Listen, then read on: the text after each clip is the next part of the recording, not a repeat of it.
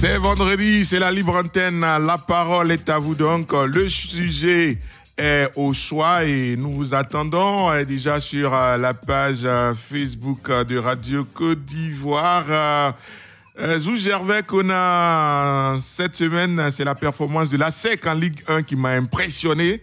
Ces temps-ci, cela démontre qu'il y a un excellent travail qui est fait du côté de Solbeni. John Agnan, je vous suis de Guilieri Divo, c'est l'élimination des éléphants pour le mondial face au Cameroun. Bonne et heureuse année, merci à vous également. Déjà en ligne, Fofana Média à Boaké, bonjour à vous. Bonjour, monsieur. Excellent 31 décembre. Comment tu vas? Je vais bien et vous-même? Oui, je vais bien. Allez, le sujet. Je m'impressionner un peu par rapport à la semaine et par rapport à l'année. Allô? On vous entend très bien. Voilà, je dis par rapport à la semaine et par rapport à l'année, vraiment, concernant la SEC. La SEC est dans une performance vraiment très dynamique. Voilà. Donc vous avez été marqué par la performance de la SEC. Je le souhaite bonne chance. D'accord. Et bonne chance aux éléphants. Karim là, que Dieu le garde longtemps pour qu'il fasse de bonnes choses pour l'Afrique en général. Abdul Karim Sissé. Vraiment, il est bien. Abdul Karim Sissé. Oui, Abdul Karim Sissé. D'accord, merci beaucoup. Voilà. Bon 31. Konaté Karim. Vous allez citer tous les joueurs de la SEC, hein, c'est ça? Oui, je suis un supporter de la SEC. Oui, ça se voit. Allez, passez un excellent 31 décembre. Et puis à Boisflé, on va saluer Diarasouba. Bonjour. Bonjour, Agasoubro. C'est Diarasouba comment? Oh, Bakary. D'accord. Qu'est-ce qui vous a marqué? Bon, moi, ce qui m'a marqué, c'est incontestablement la volonté de boycotter notre fête du football par les Européens, là. D'accord. Parce qu'ils veulent nous arracher ce qu'ils n'ont pas. Nous, en Afrique, on sait s'amuser, on sait se retrouver. D'accord. Ça, c'est un. Et deuxièmement, c'est vraiment la disparition de Dédé Ignace.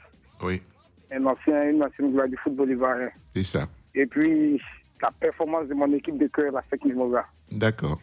J'espère qu'on fera une bonne canne cette année, malgré qu'on a des joueurs moyens. D'accord. On fera une bonne canne. Et à vous aussi, toute la famille de Radio Côte d'Ivoire, bonne et heureuse année, longue vie à tous. Que Dieu reçoive l'âme de votre collègue disparu là. Oui, Benson Pierraka. Benson Pierraka. Que Dieu lui pardonne tous ses péchés. Amen. Que Dieu bénisse la Côte d'Ivoire. Merci beaucoup. Que Dieu vous bénisse également. Sur la page Facebook de Radio Côte d'Ivoire à Bosson, AC, Rémi, les événements qui m'ont marqué cette semaine, c'est d'abord le déplacement des éléphants en Arabie Saoudite pour la préparation de la CAN. Sans la colonie anglaise de l'effectif, cela prouve bien que les Ivoiriens sont déterminés à jouer cette CAN, quelle que soit la situation. Ensuite, le sans faute de la SEC Mimosa en Ligue 1 ivoirienne. Sourabié Nassirou, le fait marquant, c'est la victoire de la SEC Mimosa contre l'UFC San Pedro. Vous le savez, 1-0 pour le compte de la 7e journée. Kwasi Nda Romaric, l'événement qui m'a marqué cette semaine, est la 7e victoire consécutive de mon club de cœur, la SEC Mimosa. Félicitations au staff technique pour le travail abattu. Kofi Nassino Kwame.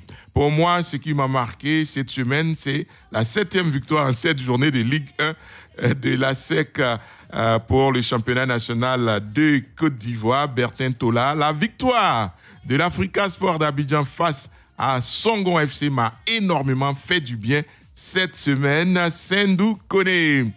La victoire de la SEC Mimosa m'a beaucoup marqué. 7 matchs, 7 victoires, c'est vraiment remarquable. Merci. Bonne fête de fin d'année à toute la Côte d'Ivoire. Jamala Kwasi pour la bonne et heureuse année à Radio Côte d'Ivoire, aux auditeurs et à toute la Côte d'Ivoire. Que le Covid-19 nous laisse tranquilles en cette année 2022, dit-il, et bonne chance aux éléphants. Lassina Traoré, bonjour. Bonjour, Ange. Je vous souhaite un excellent 31 décembre. Vous m'entendez? Écoutez, Ange, oui. Je pense que c'est la performance de la SEC d'Abidjan sur le plan national. 7-6-7, un parcours sans faute. On espère aussi que, vraiment, par rapport au travail qui a été fait, la SEC pourra avoir un parcours similaire en Coupe de la Confédération dans cette poule D et appelée la poule de la mort. Et de l'autre côté, je trouve vraiment déplorable que des nations africaines ne puissent pas jouir de leurs stars qui jouent en Europe par rapport au match de préparation de la Coupe d'Afrique au Cameroun en 2022. Quelque chose qui est aussi primordial pour les Africains. D'accord. Je pense que ce sont les deux faits majeurs qui ont vraiment attiré mon attention tout au long de cette semaine. D'accord. On passe la parole à Jean-Philippe Oria. Bonjour. Bonjour Ange. Bon 31, on vous écoute. Je pense que je vais un peu abonder dans le même sens que Sarah Lassina.